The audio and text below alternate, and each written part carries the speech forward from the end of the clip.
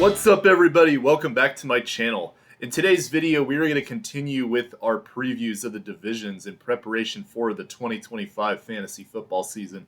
We have finished the AFC and now we will go to the NFC East. We will talk about the 4 NFC East teams today. We'll go through the quarterbacks, running backs, wide receivers, tight ends, defense, and kicker for each of these teams, where there is good fantasy value at each position, where there are potential sleepers, and where there may be potential bust for each of these NFC East teams. If you like this content, please subscribe to the channel for fantasy football content as we lead up to your drafts and the NFL season starting up next month. We've also got other content as well that you could check out in the description below. So please subscribe if you're interested in any of that, and drop a comment because I reply to all my commenters and I love helping out you guys with your fantasy football questions. So please take advantage of that and ask any questions you got on this channel. So we will go to the Dallas Cowboys and we will go through each of these positions. We'll spend a little bit less time on the quarterback for these teams because we did talk about most of these teams. There's one that we left out specifically, and I'll touch why. But for the other ones, we won't spend as much time on the quarterbacks because we talked about that in my QB rankings video, which you could check out that I did on Sunday this past week. We will do tight ends in a similar line for this upcoming weekend, just so you can mark that on your calendars. So, Dak Prescott, starting quarterback for the Dallas Cowboys. As I mentioned in the quarterback video, he's going a little bit higher than I would rank him. I believe in that video I ranked him as my 17th quarterback. He was right around the range of Brock Purdy, but he's generally getting drafted as like the 12th or 13th quarterback, and I personally just don't see his value being that high. These type of teams like the Dallas Cowboys, because they have such a big fan base, their players are overhyped.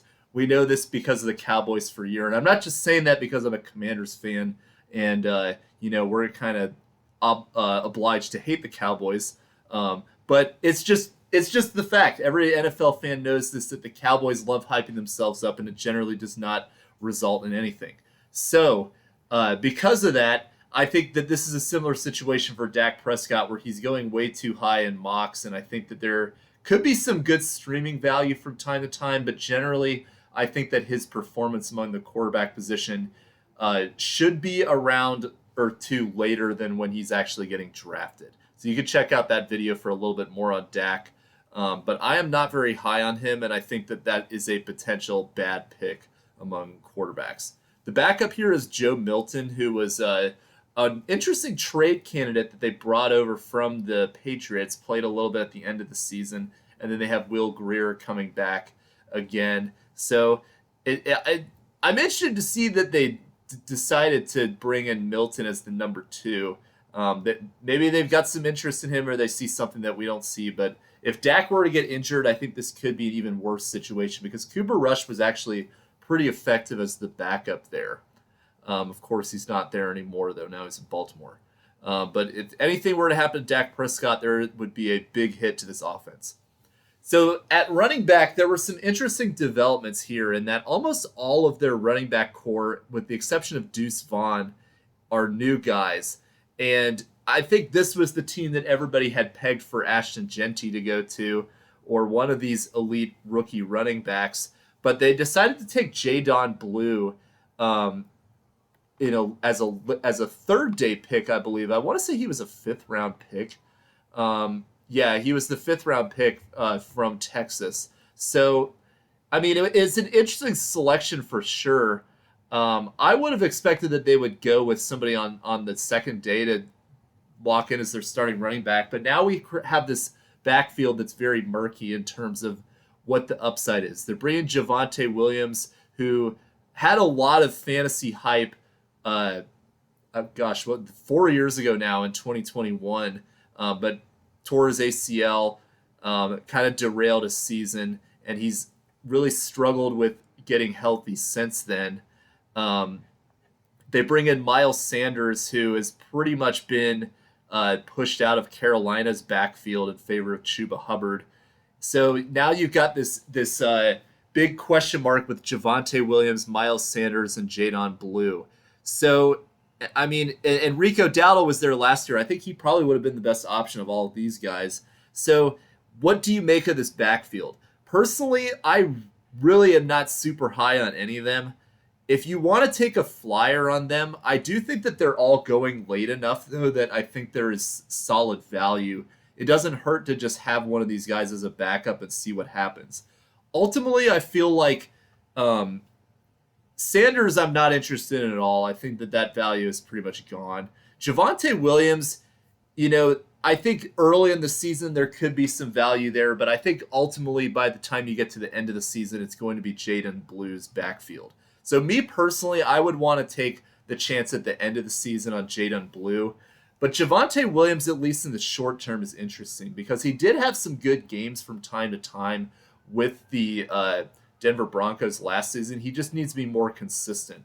So possibly, now that he's got a better offensive line in Dallas, he's got some weapons surrounded by some weapons around him that might be able to help.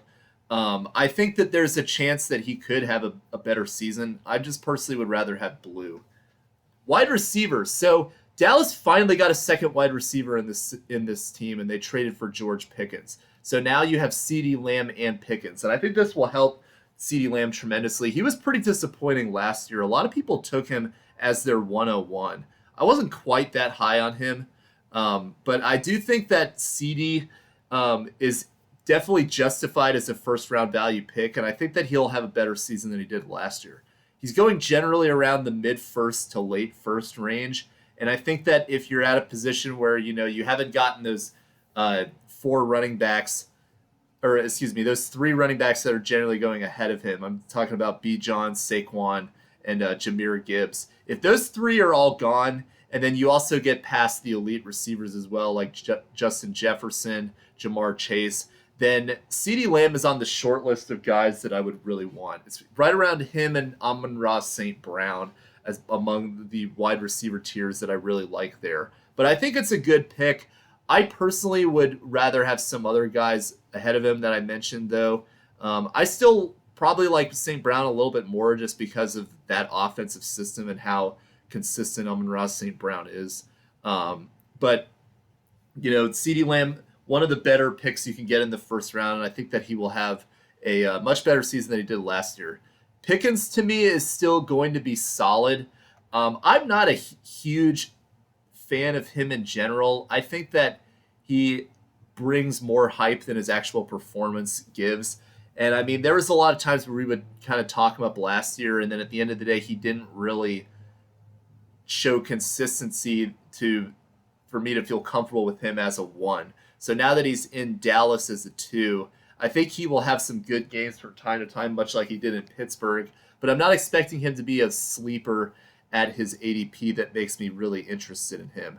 So Pickens going in the 6th round. And there's guys that I would rather take a chance on, like Zay Flowers, who is the number 1 wide receiver in that Baltimore team. You got Travis Hunter, who, there's a lot of risk there, but he has elite upside to potentially become a top 15 receiver. I just don't see something like that happening with George Pickens personally. The other wide receivers on this team, Jalen Tolbert coming back. He was okay from time to time, but I think I'm not really interested in him unless anything were to happen to both Lamb and Pickens. Jonathan Mingo, with that horrible trade with Carolina, is there as well. But, I mean, the best thing you could hope for if you own Jonathan Mingo in Dynasty is that he has one good game and then you can just flip him in a trade. So I think in the deepest of leagues, that's what you do with Jonathan Mingo if you're in Dynasty and you happen to be holding out hope. Kevontae Turpin coming back. He's more of an interest to me in special teams where if they can count points for kick returns in any sort of capacity, not really for just a pure wide receiver. And there's a lot of question marks with these other receivers after George Pickens, but at least they do have a second one because that was a big problem with their offense last year, that defenses were just able to hone in on CeeDee Lamb and essentially expose all the other receivers on this team. The tight end room is pretty good on this team. They have Jake Ferguson and then Luke Schoonmaker, who was pretty effective in the absence of Ferguson. Ferguson is actually going at a pretty good range in drafts that I think he is a pretty solid sleeper pick to take late. I personally prefer, so 13th round ADP is generally where Ferguson is going, which is actually the key with a lot of these tight ends in this division is that you have pretty good sleeper value late. I would prefer Ertz, so I'm going to talk about it a little bit, but Ferguson is still good value to take advantage of late that could really be a consistent. There's a world where I think he could definitely be a top 10 tight end. I don't personally see it, but I think he's on the fringe and will have some very successful games this season. This Cowboys defense, to me, I think it's really going to depend on the matchup because they have Micah Parsons, so that's always going to make them relevant for sacks. But there's a lot of very good teams in the NFC East, like the Philadelphia Eagles and the Washington Commanders. I think that'll be harder for him for the Cowboys defense to be good there. But when they are playing the Giants, then you could pretty confidently stream this defense right around that range where they shouldn't be drafted, but they are going to be interesting in certain matchups. And then Brandon Aubrey. So I want to spend a little more time on him as a kicker than the general kicker time that I spend, which is not very much. Brandon Aubrey, to me, is one of the few kickers where if you are going to reach to try to get an elite kicker, this would be the guy to do that. And why I say that? Well, one, he was the number one kicker last season in terms of points per game. And he had a stretch where he wasn't super great. But, I mean, this is the best kicker. He has the best leg, most accurate. And the formula works for this team, too. They're in a dome, for one, which helps, especially late in the season. You don't have to worry about inclement weather. And I talked about this team's run game where you don't really know what you're getting with any of these running backs. So a major deficiency like that combined with an offense that's good enough to get you down the field means that there's going to be a lot of field goal opportunities. And you factor in that Brandon Aubrey can make long 50-yard field goals in his sleep, then I think that this is pretty clearly the number one kicker on the board, and the consensus generally feels that way too. This is the one guy that if you are going to reach to try to get an elite kicker, he would be the one to do it. There's no more Justin Tucker around, so we don't have to have that discussion again. But Brandon Aubrey, to me, is the kicker one, and then there's a pretty clear drop-off in which once he's off the board, I think you just have to play the stream game with kickers is how I would approach this season. All right, the New York Giants. This team, if you may notice in my quarterback video, I did not mention the Giants' quarterback situation, and that is because there is almost no fantasy takeaway from this Giants quarterback system. I mean, if you're in a two-quarterback super flex league, there is a serious argument to be made if it would just be better to leave these guys on the bench. I think that Russell Wilson will at least keep them competitive because they do have Malik Neighbors and they have Scatabo and Tracy and guys like that could get them some points. But to me, this projects to be one of the worst teams in the NFL. And their quarterback situation is pretty murky. The best thing that could honestly happen to them is if Jameis Winston is the starter, because Winston, will at least bomb it down the field and can get it to guys like Neighbors, Slayton, Wan'Dale Robinson, etc., and at least make the games exciting. But it's going to come with a lot of turnovers because Jameis Winston really did some great work for Jerry Jeudy in that same capacity. Jackson Dart, I think, has promise, and he's really, I think, only of interest to me in the dynasty leagues where you're drafting rookie quarterbacks, because I think that by next season he will be the starter, and I think he will get some reps this season as well. So, yeah, it's interesting. I mean, this is a situation to monitor. So at this time, given that we haven't even played a preseason game, I'm not really interested in any of these three unless you're looking at a very deep dynasty format and you're going to try to stash Jackson Dart. In redraft formats, though, I'm not expecting this guy's going to start until November, probably at the earliest, unless things are really a disaster with the other two veterans, Wilson and Jameis Winston. And then Tommy DeVito, I mean, is he the mascot now? Like, how is he still on this team as the fourth quarterback? I mean, we love the guy, but I mean, he's not really an NFL starting quarterback. The running back situation is also interesting. So Tyrone Tracy was the sleeper who came in and took Devin Singletary's role. I liked him, and he ended up being a very good late in the season value until he got hurt, and then that kind of derailed things.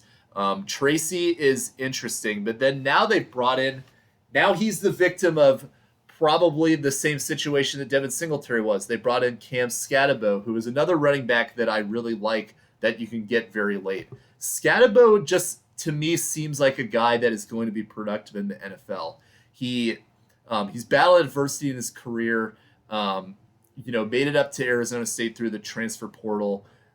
He's a guy that has experience and is NFL ready right away. And this is a system where I just feel like he's going to get involved early because they're not a great team. They want to have some toughness in terms of the early down role. And I think that's Cam Scatabo will fill that. I see Tyrone Tracy as a receiving threat who will kind of be a third down back. But I think if you're looking at the high upside plays, Scatabo is the one to take. So, and the nice thing about both these guys is that they're both going in a range where it's really not a very high risk and you have potentially high reward. Tracy is a 9th round pick. And again, that's if you want to be a little more conservative and if you're in PPR leagues. But I think that Tracy's role is going to decrease a little bit. But Scatabo to me is really good value as a 10th round pick, maybe even into the 11th round for some leagues. I think Scatabo is definitely a running back that I'm going to be targeting late. Probably not going to be one of my starters, but just somebody to stash in my bench and to see what happens. Because I think that by the time you get to October or so when this team is not good, then you're going to see Scatabo getting the majority of the carries and he will be a great pickup for you. Wide receivers. Malik Neighbors is going as a first-round pick. He's generally going around the same range as CeeDee Lamb, but a little bit later, more around the 1-2 turn. I like Neighbors, but I don't love him. And the reason why is because there is a lot of concern to me about, what his just what the quarterback situation is going to look like. I think that these guys will at least keep him relevant, and I think the PPR numbers will keep him relevant to be a solid starting receiver. But I really don't see an elite upside given the quarterback situation on his team. I like him somewhere around the wide receiver 10, but I think there are potential for some of the guys going later than him, like a Brian Thomas, a Nico Collins, or an AJ Brown to potentially have better seasons. Or Jackson Smith and Jigba is another one. I think all those guys have potential to have better seasons than Malik Neighbors, given the quarterback situation. The other wide receivers to me are kind of just none of them are really getting drafted. Wan'Dale Robinson maybe in the deepest of leagues. They're all interesting flyers to keep an eye on. To me, Robinson and Slayton are the most interesting because these guys have proven to be effective and have some role with the Giants when there was an injury to Malik Neighbors, for example, last season. But these are just undrafted guys to take a flyer on, but given certain matchups, and I think that could make them potentially relevant.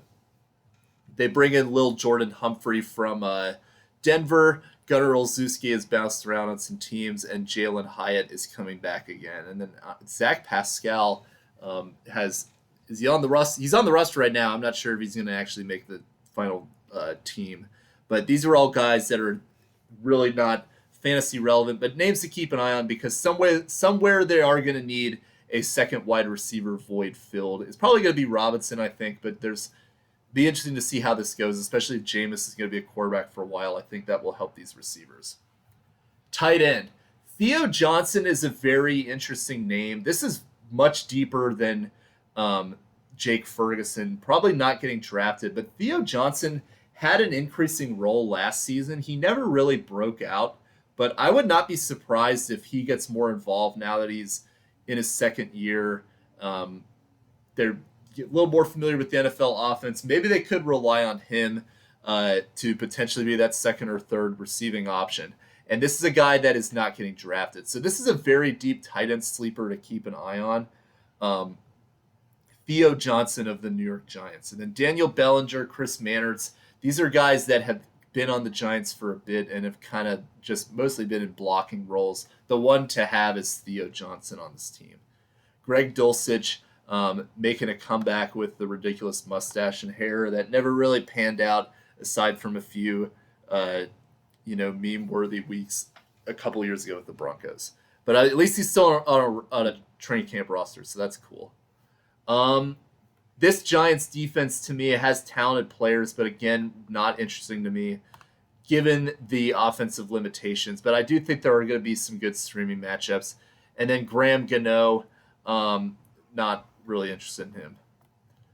All right, Philadelphia, one of the better fantasy gold mine teams. I talked a lot about Jalen Hurts in my quarterback video. He's one of my favorite value quarterbacks that you can get in the early rounds. Jalen Hurts gives you the upside of a Josh Allen or Lamar Jackson, but he's generally going around later. Even Jaden Daniels and Joe Burrow in some instances are going before Jalen Hurts. But I still think Hurts will have a better season than both those guys, and potentially getting him in the fourth round is great value. There are a lot of situations where I think you can target A.J. Brown in the second round and then Jalen Hurts in the fourth round, and I think that's great value. Or you could do it the other way and you can go Barkley and Hurts, and then you're getting like 95% of the Eagles rushing touchdowns by either tush push or Saquon. So I think those are both great strategies to have. Hurts really is a great natural fit with both of those two in a stack for the Eagles offense. And I think that he's one of the better quarterbacks that you can get among those elite four at the beginning. Tanner McKee, the backup, he was okay at times last season when he played. Dorian Thompson-Robinson coming over from the Browns. And Kyle McCord, the rookie from Syracuse, formerly Ohio State. So these are all the backups, but really this is going to be Jalen Hurts. Obviously, if anything were to happen injury-wise, I think Tanner McKee could be fantasy relevant. But let's keep our fingers crossed that we don't have to worry about any situation like that. Saquon Barkley is the best running back in the NFL, and he is my 102 on my big board. When it gets later in the season, I'll compare all my positions in terms of how I rank them in a straight-up big board of drafting these guys. Saquon Barkley is my number one running back, but my number two player behind Jamar Chase. I could talk a little bit later about why I prefer Chase over Barkley, but this is the best running back you can have. I don't see him slowing down. I think that this team is pretty locked and loaded with its run game to set up Saquon Barkley for success. And if you own Barkley, then you better own Will Shipley, because this is going to be his handcuff. Shipley now has the full-time backup duties with Kenneth Gainwell gone. And honestly, I felt that Shipley was more productive in his time than Gainwell was in his, even though it was a very limited sample size. But they really like Will Shipley, and I think that you want to make sure that if you have that 102, 101, and you take Saquon, that you are saving that spot for Will Shipley at the end of your draft should anything happen to the best player on your team. A.J. Dillon coming over from the Packers, also in the picture, as well as Avery Williams. All right, so the wide receivers, A.J. Brown to me is, as I mentioned earlier, he's one of the second-round wide receivers that I really like. He routinely gets slept on as a fantasy asset because he does battle with injuries at times. But when he is healthy, he consistently is a top 10 wide receiver. He's Jalen Hurts' number one target. And I just think that he's just one of the highest upside players that you could get in the second round. Really like him. Devonta Smith, I mean, he kind of contradicted myself a little bit. He has high upside, but he does not consistently perform at a level of reliability that I would like. He is clearly the number two when A.J. Brown is there, and he's really almost the third option in terms of Saquon. And you can obviously argue the fourth in terms of Jalen Hurts' rushing ability, in terms of players likely to get points on that offense. So you have a lot of volatility with Devonta Smith. And the problem with him is that he has so much hype that he can break out that he always goes too high. This is a guy that I would probably feel more comfortable taking if he was, around that range of a 7th to 8th round pick, but he's going in the 6th round, maybe even the 5th round for some leagues. That's just too high for me for Devonta Smith. Interesting player, but going a little bit too rich for me. Jahan Dotson, I really thought that he was going to have a potential to break out this past season as the 3rd receiver, but it just never happened. We'll see if anything were to change this season. He's still a young player, former 1st-round pick, but, I mean, it's a very deep flyer to consider, but probably more of almost like a handcuff situation should anything happen to Smith or Brown. And Smith currently dealing with an injury, and his situation is somewhat murky at the time in terms of what his return timetable is. So Dotson is a name to potentially monitor as we enter into camp. The other names, we'll see who fills the void on this team. The rookie that they're bringing in is Aeneas Smith, who is an interesting guy to consider. I'm sorry, he's a 2nd-year player. I apologize for that. So he's probably the most likely of these guys to step into that 4th wide receiver role. But I personally think that the ones that you want to look at are primarily just Devonta Smith and A.J. Brown. And then Jahan Dotson, to me, would be the guy that would step up as the next up receiver should anything happen to those two. Dallas Goedert is the backup tight end. I've never been a Dallas Goedert guy personally because, again, not a very consistent target share. If he gets his points, it's going to be through touchdowns. And I just think that he's just to put it point blank, he's like the 4th option on this team.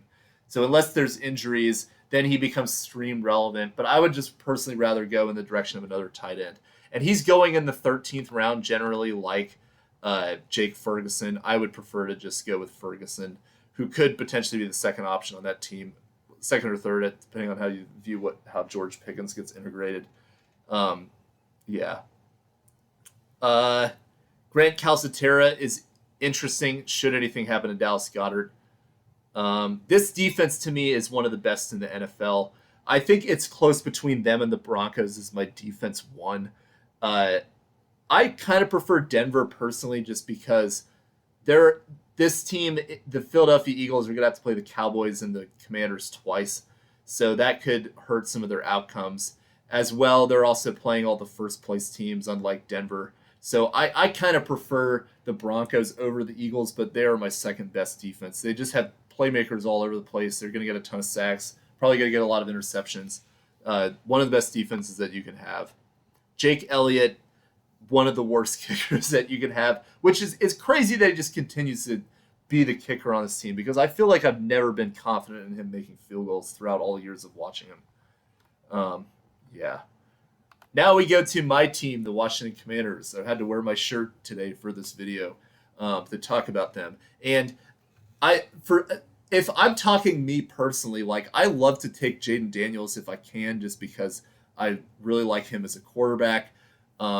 He did jump up the boards a lot, but I do think he is worth it at that value to take him. He's generally going around the 3rd round range. I think taking him when I did my quarterback video, some places put him as the number 2 or 3 quarterback on their board, and I don't think he's going to be that high. I still think that he's a great quarterback, and I see him being top 5, but I don't see him being ahead of Lamar, Allen, or Jalen Hurts. I think he'll do better than Burrow, and I'd prefer to have him over Burrow because of the rushing upside that Jaden Daniels can give you. But pretty good value at his ADP. And I would be happy to take him, especially if you can get him in a McLaurin stack. I think that's a very good route to go to get Jaden Daniels. Marcus Mariota coming back as the backup. Josh Johnson coming back as the 3rd stringer. This guy, man, he just is like he's like the OG backup that he's probably going to play for all 32 teams by the time he retires. Running back. So this is another great value running back that you can get very late is Brian Robinson Jr. Brian Robinson is probably going to be the starter on this team again. I don't really see a world where he gets overtaken by Chris Rodriguez, who is the younger up-and-coming guy. Austin Eckler at this point is more of a change of pace back in his career. And then Jerry McNichols, I just don't think has the talent to overtake Brian Robinson. If Brian Robinson stays healthy, this is an excellent value that you're getting in the late 8th or early 9th round. He's a starting running back as well. It is, to me, like, this is one of the best values that you can get late. For example, I'm looking at other running backs around his range. You have Quinshon Judkins, which, if everything resolves with the domestic violence incident, then that becomes a great pick, but we don't really know what's going on there. Aaron Jones, I think I would much rather have Brian Robinson than Aaron Jones. Isaiah Pacheco, I'd much rather have Brian Robinson than Isaiah Pacheco. And then around guys going right after him are Swift, Pollard, and Tyrone Tracy. So this is one of the best running backs to target late, and I will probably be featuring him in a lot of my mock draft videos. Eckler was pretty good when he got an opportunity to play when Robinson was injured, as well as McNichols did have some good games too. These guys, to me, are all more just like DFS plays and backups, handcuff options. But if in the reality, though, like if something were to happen to Brian Robinson Jr., then it's going to be a little bit more of a timeshare where I don't think you can rely on any of those three consistently as a elite option, because they do like to mix up these other three guys with a relative in a relative rotation other than Brian Robinson. Terry McLaurin, the holdout to me is, I think, if anything, helpful for his ADP. For me personally, I'm not really worried about him. Should this holdout affect his value as a fantasy asset? I think people may be scared and thinking this is something along the lines of what happened to Brandon Ayuk last year. They're very different contexts, though, because Terry McLaurin was the center of the Commanders' offense. Brandon Ayuk, he benefited from some very good games, but it was Christian McCaffrey that season that was the engine of that offense. So McLaurin, to me, I think whenever he does come back and they get him signed, he will be locked in as an elite receiver. And again, this is a 3-4 turn receiver that you're getting who was a top 10 guy last year. So one of the best values that you can get around that range too. And the best part about it is that it's pretty realistic to stack Jaden Daniels as the 3rd round pick, Terry McLaurin as the 4th round pick, or vice versa. One of the better, more realistic stacks that you can get in fantasy football this season. Deebo Samuel is going kind of in the mid to late rounds, like round 9 to 10. I'm not a huge fan of Deebo for fantasy personally. I need to see that he can, just be more. He really did not look good in 2024, in my opinion. So I think he's got a little bit more of a role now, but I think more than likely he's going to be utilized in certain games, and you'll see some great performances followed up by some down performances. I would personally be trying to go elsewhere. Noah Brown is coming into the 3rd wide receiver role that needs to be filled. And this was the guy that, if you remember, he caught that Hail Mary against the Bears. He had some very good games in the middle of the season, and then he unfortunately got hurt. That kind of cut his season when they were going through their playoff run. If you're looking for deep receivers that could be great value, this is one of the ones on the short list that I really like as well. Not getting drafted in the 10 to 12 team single quarterback leagues. So if you're looking for a guy that is a good candidate to potentially step up and fill a void, especially if Terry McLaurin continues to hold out for whatever reason, then this just makes Noah Brown even more attractive. Luke McCaffrey, Jalen Lane is the rookie that they're bringing in. He's had some good highlights in camp.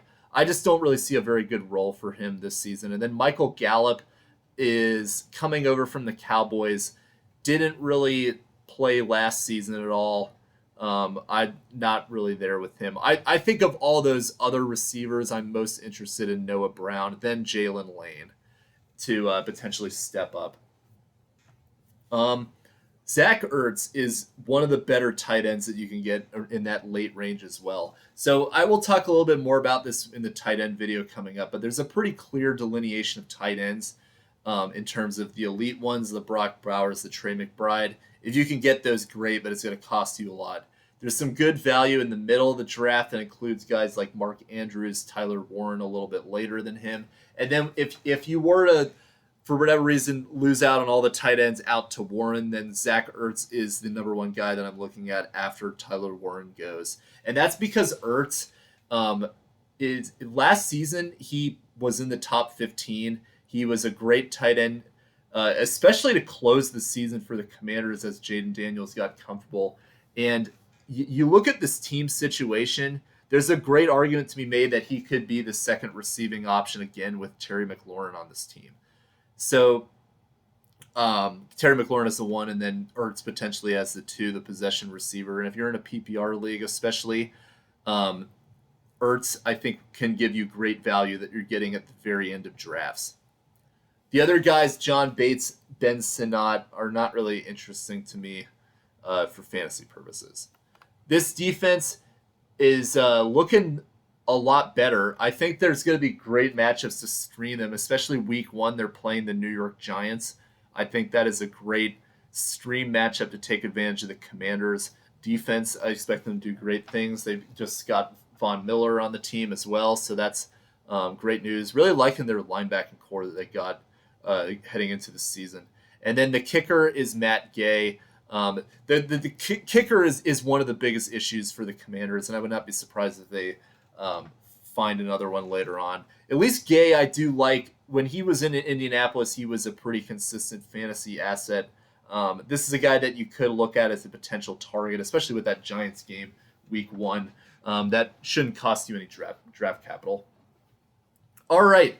Well, that's all that I've got for the NFC East. We will continue with the NFC divisions as we go through the rest of the next week and a half. And we will also do tight ends this weekend. So please check that out and subscribe to the channel. Drop a comment if you have any other questions that you want answered by me directly. All right. Well, hope you guys have a good night, and we'll talk to you next time. Bye.